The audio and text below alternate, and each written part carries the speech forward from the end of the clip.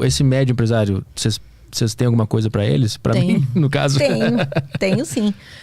Por exemplo, eu também sempre costumo dizer isso. O que atrapalha o pequeno empresário no Brasil não é a classe trabalhadora, muito pelo contrário, ela poderia ajudar. Se você melhora as condições da classe trabalhadora, você melhora as condições do pequeno empresário.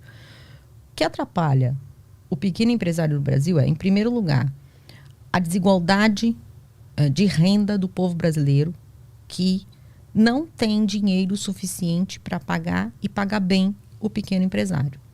E aí, o que acaba acontecendo? Ele tem que consumir no grande, porque o grande sim pode fazer um preço menor, porque ele tem ganho de escala. Vou falar o ramo de supermercado. Um pequeno empresário, se ele quiser pelo menos melhorar o negócio dele, o supermercado dele, ele precisa cobrar mais caro do que um atacadista. O atacadista vende em grande quantidade. O atacadista, por exemplo, compra dos fornecedores com desconto.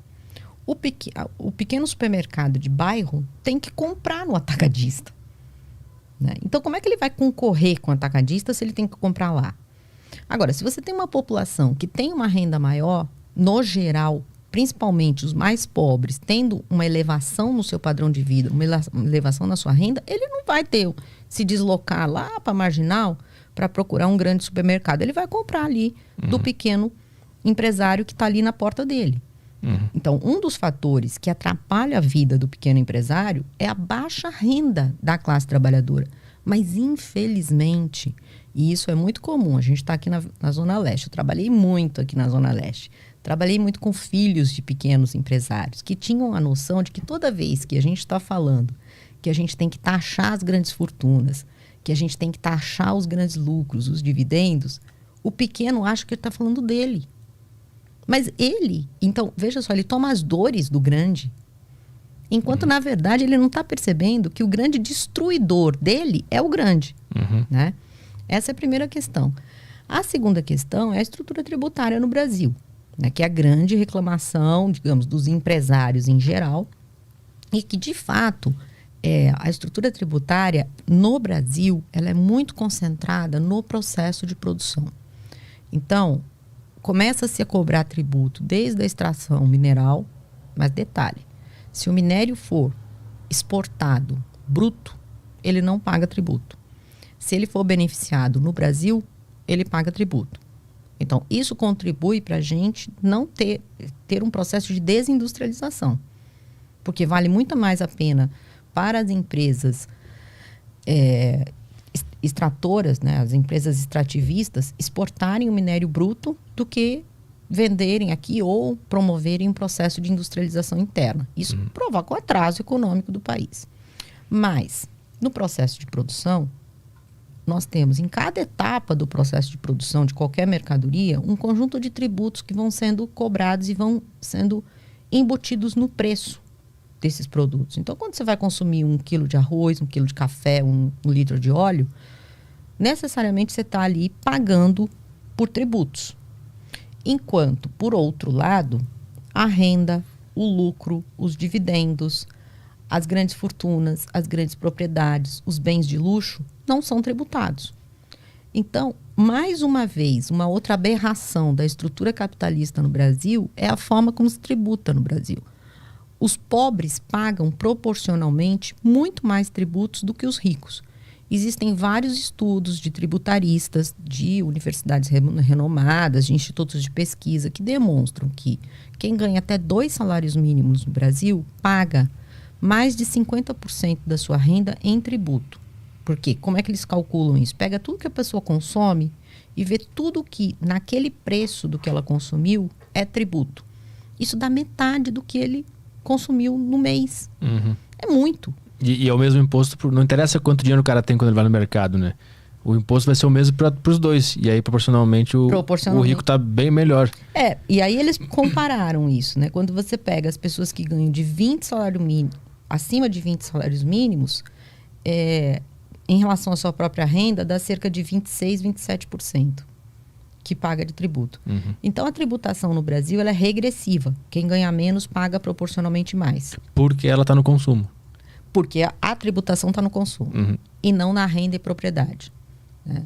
Ao contrário dos demais países, inclusive Estados Unidos, que a tributação está na renda e na propriedade. Inclusive, lá você vai para cadeia, né? Se não pagar. E tem como mudar essa lógica do imposto no Brasil? Sendo presidente ou depende do Congresso? Tem que ter a base forte ali? Tem, Veja, desde que eu comecei, eu falo isso sempre quando falo de tributação. Desde que eu comecei a estudar economia, lá em 1991, existe no Congresso uma reforma tributária em discussão. E ela nunca foi feita. Por que ela nunca foi feita? Porque é essa a única reforma tributária que tem que ser feita. Mudar essa estrutura. Né? Agora, já mudou muito a estrutura tributária de 90 para cá. Sempre piorando a situação. Sempre cobrando mais tributos indiretos. Porque o tributo indireto ninguém vê. Está no preço do produto, você não vê. Então passa tranquilamente no Congresso. Evidentemente que, como todas as leis, inclusive os tributos, tem que ser aprovado pelo legislativo, seja ele municipal, estadual, federal, depende do tipo de tributo, uma reforma tributária tem que ser negociada no Congresso, tem que ser aprovada no Congresso. Mas aí a gente pode entrar num outro assunto interessante. A estrutura política brasileira e a forma como a população participa das decisões políticas, ela foi, nos últimos anos, concentrada muito no Congresso, no Executivo e no processo eleitoral.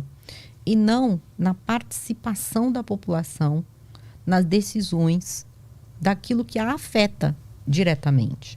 Né? Então, qualquer mudança significativa hoje no Brasil, mesmo que não seja nenhuma mudança revolucionária, que depender do Congresso Nacional, desse atual, nem pensar, porque acho que é um dos piores congressos nacionais que a gente já teve desde a redemocratização, né, em termos de composição, né, de interesses, de, enfim, grupos que estão ali simplesmente para aprovar a maior degradação possível das condições de existência nesse país.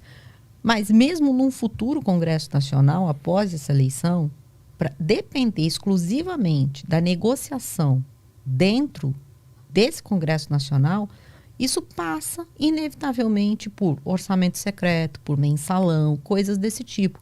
Coisas que nós não concordamos e temos uma solução para esse problema, que é estender os instrumentos de deliberação sobre as questões importantes para o conjunto da população, através de plebiscitos revogatórios, de consultas populacionais, do conjunto da população. Por que a população só pode se manifestar de 4 em 4 anos elegendo congressistas que se utilizam da mídia, do dinheiro, inclusive dos orçamentos secretos, para continuar se elegendo? A ideia seria colocar essa proposta do imposto para a população decidir. Não para a população decidir, mas antes dela decidir, um amplo debate. Abrir o debate. Existem universidades, existem especialistas, existem meios de comunicação. Vamos debater. Por que isso tem que ficar sendo debatido numa pequena comissão do Congresso que ninguém sabe quem faz parte, quais são os interesses que estão ali denominados? E depois, você já viu como é que são feitas as votações nos últimos tempos no Brasil? Vai para o plenário e nem no plenário, nesse último período do governo Bolsonaro, nem no plenário se abre discussão. É simplesmente está em votação, sim ou não, e passa o rodo. Né? Inclusive emendas constitucionais que são dramáticas para a gente, como a reforma trabalhista, como a emenda constitucional do teto de gastos, como a reforma da Previdência, como a reforma do ensino médio.